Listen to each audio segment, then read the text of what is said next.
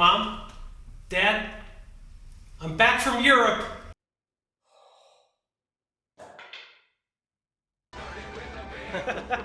Bazinga!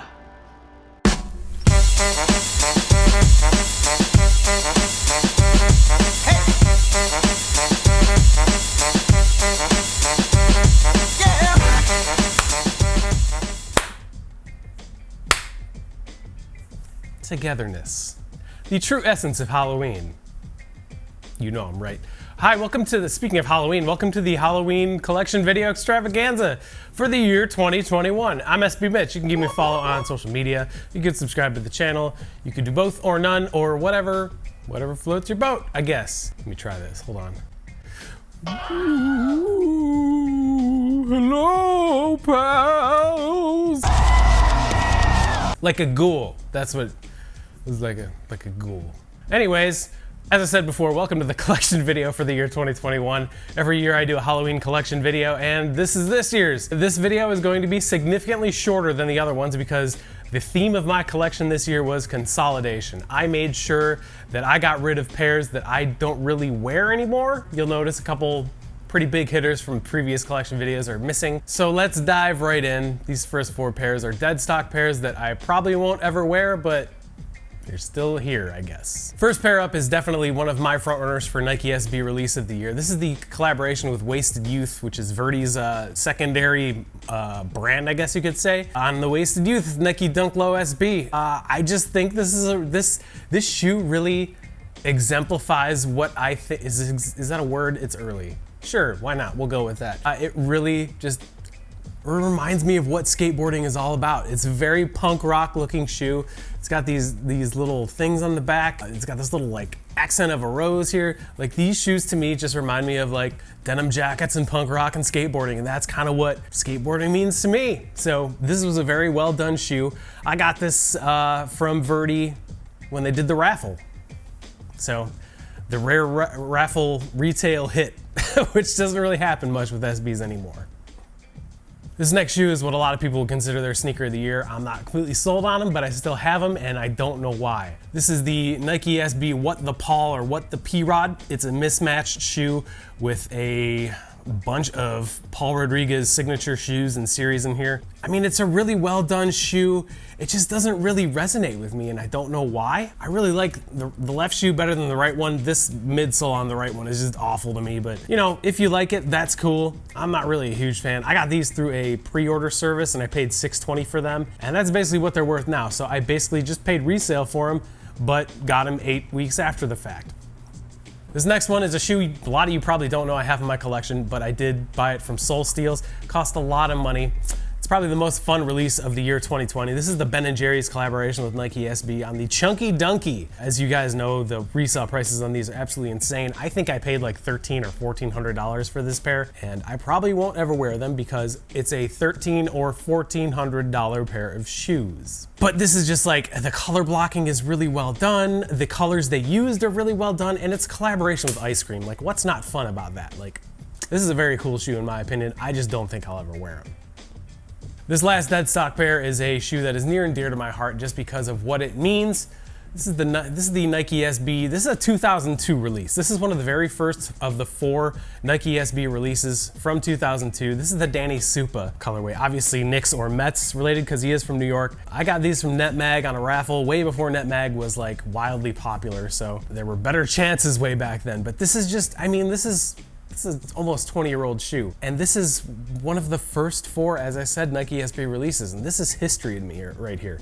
Aside from that, I really like the colorway. But again, it's a 20-year-old shoe. I don't know if I can ever wear them because if I do wear them, I guarantee you that there's gonna be sole separation at the midsole right away. But this is a shoe that is hard for me to justify getting rid of, but also hard for me to justify wearing because they'll fall apart. And this is just history, and you don't see this very often, so. I love this shoe and what it means. The rest of the shoes are going to be all my worn pairs. This first one up is a 2021 release. It's the Nike Dunk High Retro of the Kentucky colorway. It's called Game Royal. You can see, look at that creasing. I wear these a lot actually because it's just these are like These are like snow boots, if you ask me, because it's an all leather shoe. And I don't coordinate my outfits by any means, but this shoe goes with anything. It's just a simple Dunk High in blue and white. What's not to like? I actually got these through a buddy in Familia. Thanks, Tyler. The next shoe up is another 2021 release. This is the Nike ID Dunk Low by You. This is just the Dunk Low I designed. It's obvious, based on the color palette that I love, that why this shoe looks the way it is. Gray, black, blue, white. Entire toe box is suede and the counter is suede. The side panels are both leather and the swoosh is suede too. It's just a really great looking shoe. I don't wear these as often as I should, probably because I'm afraid to get the toe box stained, but I don't know. I like the way they look. And a couple people suggested the nickname Blue Orca for them, and that just sounds not like what it is. Perverts. This next shoe up is probably my favorite and most comfortable shoe in my collection, which isn't saying much because all of my shoes are Dunks, so they're all wildly uncomfortable. This is the 2019 retro of the Nike Dunk Low Pro SP Viotech. This is a shoe that released in 2001, I think, originally, and then again retroed in 2013. This is the 2019 release. This shoe garners a lot of really great feelings for me because it is a bright, beautiful shoe. There's a really, really famous photo of Robin Williams wearing these shoes, and I think that's what I tie that shoe to, because I was such a huge fan of Robin Williams and these just remind me of him. And what's not to like about this shoe or Robin Williams? Next up is the only Jordan in my entire collection, and you'll see based on the colorway why it's here. This is the Air Jordan 1 Retro Low OG Starfish colorway. I have no idea why this shoe is in my collection. It's the colorway. I'm a huge Browns fan, and I don't like getting pairs of shoes based on team colors, but I think that my affinity for the Browns is why I like the color orange, and I've just been kind of denying it this whole time. But I got this from someone on Twitter, a really, really legit dude, and this is just such a good colorway, and it's a low. I'm not really a fan of highs, but it's color blocked the way I like, and it's orange. So that's why it's here. This next shoe is the only Air Max in my collection, but it's probably my favorite colorway of all time. It's the Atmos collaboration with Nike on an Air Max 1 in the elephant print. This is the 2017 retro. I wear the living heck out of these things. There's a lot of paint cracking from wear on the midsole. You can see the outsole has a lot of wear. There's no more nipples on the forefoot. And just look at this shoe. This shoe is awesome. This is how I think a shoe should be color blocked, with a white vamp. Look at that emerald swoosh, like it just pops off of the shoe. I got these from the Droner, my buddy, and this shoe has gotten so much wear. I mean, look at that, like right there. I wear these all the time. I know a lot of people complain about the shape on these compared to the original, but I don't know. I just really like this shoe. I think it's really well done, and it's just a significant part of sneaker history to me, even though it's the retro. Next up, we got a 2019 release. This is the last pair of Dunks I was able to buy on Nike.com before everything went haywire and times completely flipped on their head. This is the Nike SB Dunk Low Pro in the Dusty Peach colorway. A lot of people call it the corduroy colorway. It's suede, it's corduroy. There is a leather swoosh. These laces aren't the original laces that come with it, but I did want to match this sport blue swoosh. It's just a really, really well put together shoe. And it's actually really comfortable. It's probably one of the only SBs in my collection that is a size 11 instead of 11.5, but because of the suede and how it's cut, it actually fits and it's comfortable. And I have worn the living heck out of these things, but just look at the shoe. It's really well put together. Gum outsole, orange, this corduroy. I just really like this shoe, and I think it's extremely well done for a general release.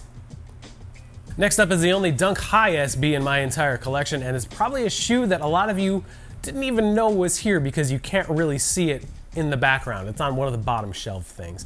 But this is the 2006 release of a Nike Dunk High Pro collaboration with Todd Braytrue. These are the Send Help ones. This is just a perfect colorway, if you ask me. I love this teal.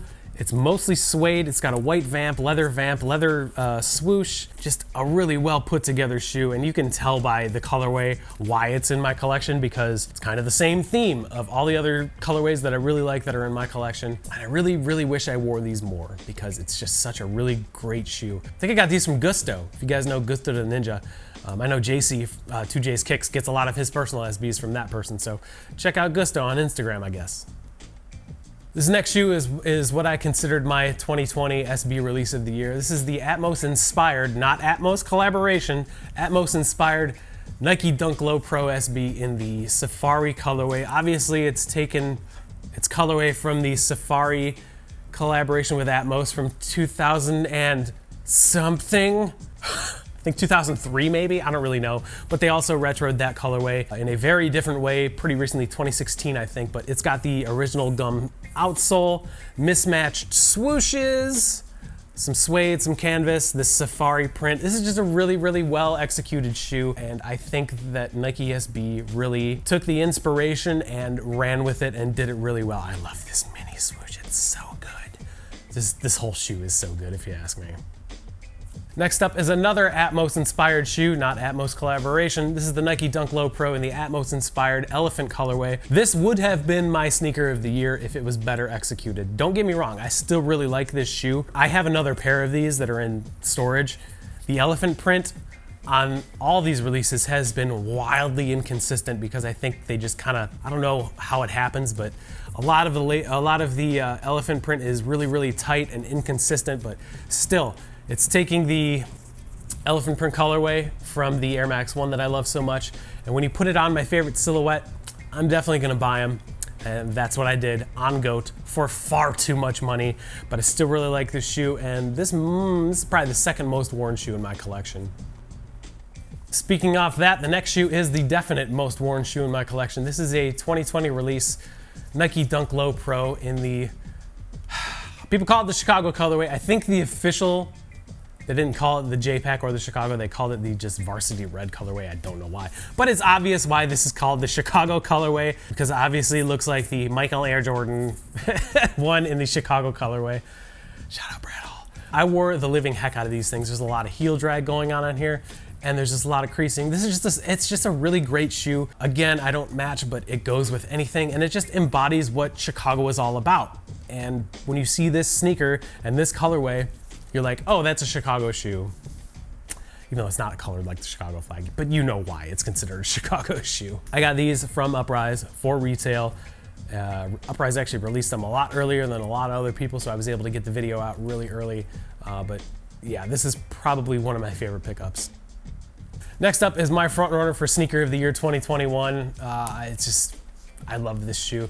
This is the collaboration with Piet Para on a Nike Dunk Low SB in the abstract art colorway. I got these through a Twitter bingo raffle from Atmos, and I don't know how, but it happened, and I'm super lucky and very glad to have these in my collection. This shoe is just wildly color blocked. I think it's really well done. The materials are great. The gum outsole is even greater, and I'm just a huge fan of Piet Para's work. So there's no reason why I wouldn't love this shoe. This is probably, in my opinion, the best Piet Para collaboration, or one of the best. I don't know if it's the best, because I know he's done a lot of other collaborations, but this one is just very good. And I am extremely lucky to, oh, the mini swoosh. Just glad to have it in my collection, because I also wear these quite often. Next shoe in the collection is the oldest worn pair in the entire collection. It's probably my favorite colorway on a Nike Dunk Low Pro SB of all time. This is the collaboration with artist Futura on the Nike Dunk Low Pro SB from 2003. The colorway is called Shark. Not a lot of people will call it that, but this is, this, again, a shoe that is almost 20 years old. Look at all the sole separation going on here. The fact that these are still holding strong is pretty impressive to me. I should probably send them to my guy to get him a re-glue, but if any of you have seen other collection videos, you'll know that when I talk about this shoe, I talk about when I went to a Sherwin-Williams paint store in Cleveland, Ohio, when I had my old house, and I said, hey, make this shoe into paint colors so I can paint my room this color, and paint my room that color is exactly what I did. But to me, this shoe is just probably the greatest Nike SB release of all time because it's so well done.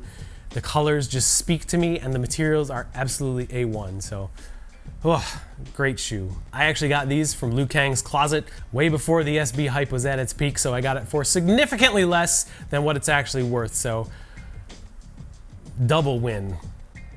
And the last shoe in the collection should be pretty obvious based on the empty bin that is to my left and on screen right, I think. I don't know, something like that. It's a 2007 release on a Nike SB.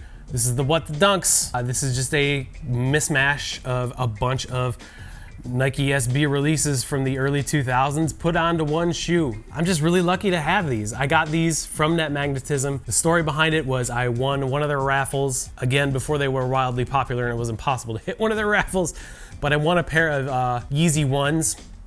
And what am I gonna do with a pair of Yeezy 1s? I have eyes that work, I don't wanna wear these things. So I said, hey, how about I give you some extra cash and you give me these size 12 Nike SB What the Dunks, and he said okie dokie, and that was probably the best financial move that I've ever made in my entire life. But again, just very lucky to have this shoe in my collection. The day I have to get rid of these is gonna be a very sad day, but I really, really love this shoe, even though it's seldomly worn, and when I do wear them, it feels like someone is stabbing my foot a billion times with tiny knives. But again, sneaker history right here. I love this shoe. And there you go, there's the 2021 collection. You'll notice, as I said before, the video was significantly shorter than the other ones. This video is probably gonna be under 15 minutes when the other ones are like 20 to 25, but I wanted to get rid of a lot of pairs. You'll notice a lot of shoes like the Heinekens are gone, the High Hairs are gone. They're either gone or for sale, and that's just, I'd rather have the money that they're worth than have them sitting behind me in a box so people on YouTube can be like, hey, that's pretty cool. Like, who cares? Thanks for taking the time out of your day to watch. I appreciate it. We'll see you soon with another kind of video. And until then, remember to take care of each other and keep sneakers fun because they're supposed to be fun. Bye. Or boo. Because it's Halloween.